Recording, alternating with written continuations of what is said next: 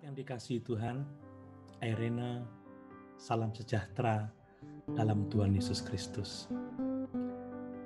Hidup di dunia yang semakin sukar ini, kita harus memiliki kecakapan dalam menghadapi penderitaan.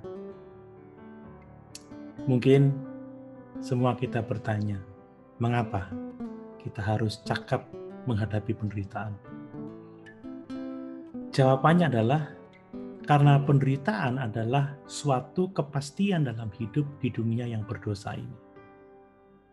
Suatu saat kita pasti akan mengalami penderitaan. Penderitaan yang dimaksud bisa dalam bentuk penderitaan fisik, yaitu sakit penyakit yang dapat menyebabkan kematian, yang sekarang ini diperparah dengan COVID-19. Penderitaan juga berarti duka cita karena orang-orang yang kita kasihi menderita sakit dan meninggal dunia. Penderitaan juga disebabkan karena dosa kita sendiri atau dosa orang lain yang sering kali terjadi dalam bentuk kecelakaan maupun bencana. Penderitaan karena tekanan hidup yang semakin berat dalam hal ekonomi. Juga penderitaan emosional karena kita bergumul dengan perasaan tidak mampu, kita merasa kesepian, kita marah, kita kecewa, kita khawatir, ataupun takut. Kita harus menerima bahwa penderitaan tidak bisa dihindari. Penderitaan bisa membuat kita hancur atau justru penderitaan akan menjadikan kita pribadi yang lebih baik. Dan itu semua tergantung dari bagaimana cara kita menghadapi penderitaan. Perumpamaan Tuhan Yesus tentang seorang penabur menegaskan pentingnya kecakapan menghadapi penderitaan. Jika kita gagal menangani penderitaan, kita bisa binasa karena murtad.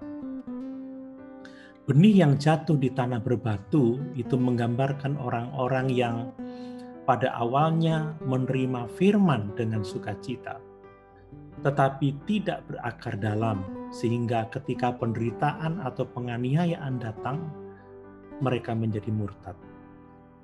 Benih yang jatuh di tanah yang berduri menggambarkan mereka yang tampaknya tumbuh untuk sementara waktu, tetapi kemudian karena tidak cakap menangani kekhawatiran dunia ini, akhirnya tidak menghasilkan buah untuk hidup yang kekal. Jika kita tidak belajar bagaimana menangani penderitaan, kekhawatiran, dan jenis penderitaan yang lain, kita tidak akan bertahan dalam iman. Di sisi lain, jika kita benar-benar belajar bagaimana menangani penderitaan, kita akan menjadi pribadi yang lebih baik. Nah, apa yang perlu kita lakukan dalam menghadapi penderitaan agar kita dapat bertumbuh menjadi pribadi yang lebih baik? Kecakapan seperti apa yang kita butuhkan? Pada bagian pertama ini, mari kita membaca di dalam surat 1 Petrus pasal 5 ayat 6 sampai ayat yang ke-7. Demikian firman Tuhan. Karena itu rendahkanlah dirimu di bawah tangan Tuhan yang kuat, supaya ditinggikannya pada waktunya. Supaya kamu ditinggikannya pada waktunya. Serahkanlah segala kekhawatiranmu kepadanya, sebab Ia yang memelihara kamu. Berdasarkan ayat-ayat ini, maka sikap atau kecakapan dalam menghadapi penderitaan yang pertama adalah kita harus merendahkan diri kita di bawah tangan Tuhan yang kuat dan menyerahkan semua kekhawatiran hidup kita. Saat kita mengalami penderitaan, rendahkanlah diri di hadapan Tuhan dan serahkanlah kekhawatiran kita kepadanya.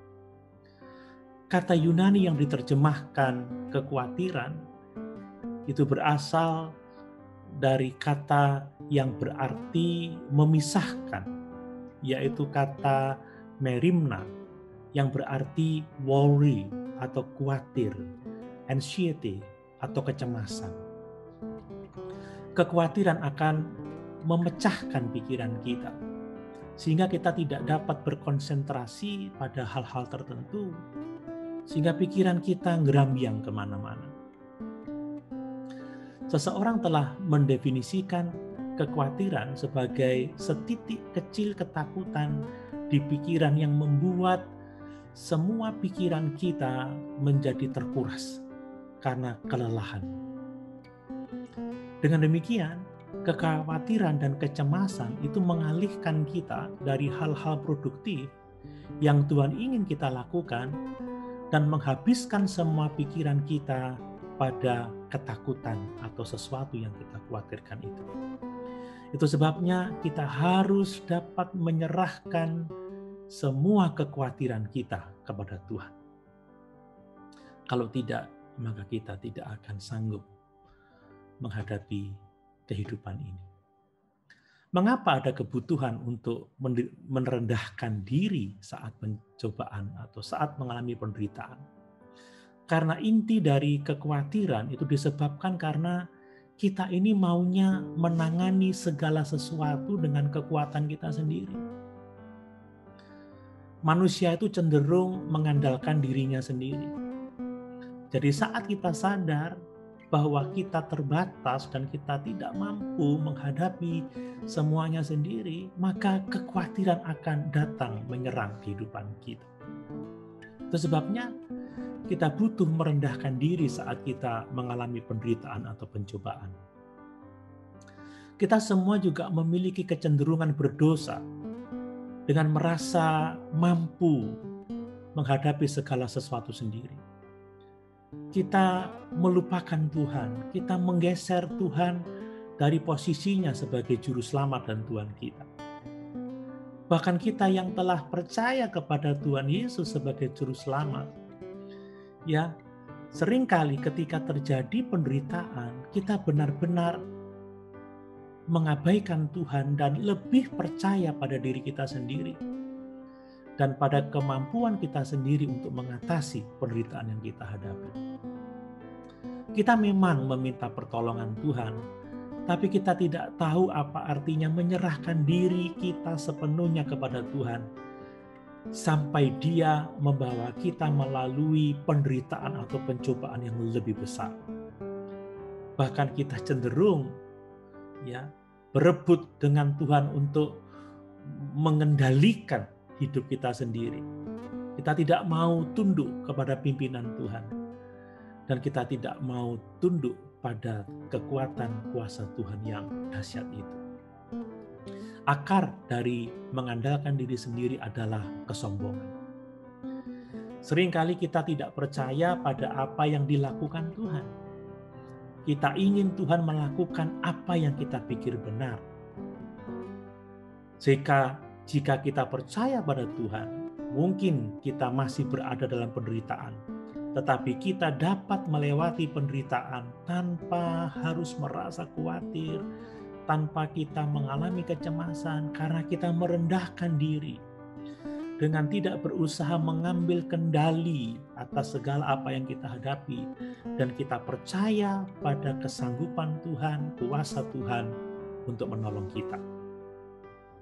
Kita cenderung meragukan dua hal dalam masa-masa penderitaan.